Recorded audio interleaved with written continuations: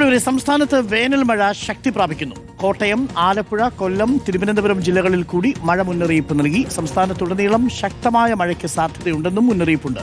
കോട്ടയം, എറണാകുളം ജില്ലകളിൽ അതിശക്തമായ മഴയ്ക്കും മുന്നറിയിപ്പുണ്ട്. സന്ദന സജു ഉണ്ട് കൂടുതൽ വിവരങ്ങളുമായി. സന്ദന, അപ്പോൾ മഴ ശക്തി പ്രാപിക്കുകയാണ്. വേനൽ ഒഴിയുകയാണോ? മഴ വരികയാണോ?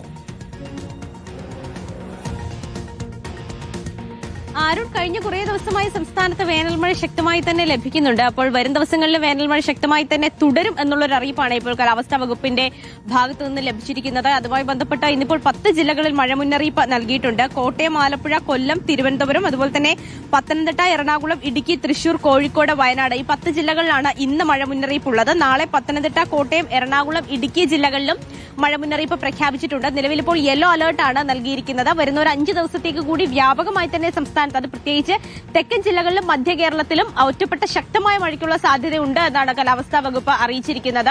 നിലവിലിപ്പോൾ ഈ മാന്നാർ കടലിടുക്കിന് മുകളിലായിട്ട് ഒരു ചക്രവാത ചുഴി രൂപപ്പെട്ടിട്ടുണ്ട്. അപ്പോൾ ഇതിന്റെ സ്വാധീന ഫലമായിട്ടാണ് എന്തായാലും മഴ ലഭിക്കുന്നത്. ഇപ്പോൾ തിരുവനന്തപുരം ജില്ലയിലൊക്കെ തന്നെയാണെങ്കിൽ ശക്തമായ മഴയാണ് കഴിഞ്ഞ മണിക്കൂറുകളിലൊക്കെ തന്നെ പെയ്തു പോയത്. അതുകൊണ്ട് തന്നെ വേനൽ മഴയ്ക്ക് ഒരു ശമനം ഉണ്ടായിട്ടുണ്ട് എന്നുള്ളത് തന്നെയാണ്. ഈ മഴ ഇതേ രീതിയിൽ തുടരുകയാണെങ്കിൽ വരും ദിവസങ്ങളിൽ ചൂടിന് നല്ല രീതിയിൽ മാറ്റം ഉണ്ടാകും എന്ന് തന്നെയാണ് ഇപ്പോൾ കാലാവസ്ഥാ വകുപ്പ് വ്യക്തമാക്കിയിരിക്കുന്നത്. ഔദ്യോഗികമായി 4 ജില്ലകളിൽ കൂടി മഴ മുന്നറിയിപ്പുണ്ട് എന്നുള്ളതാണ് ഇപ്പോൾ വരുന്ന വിവരം.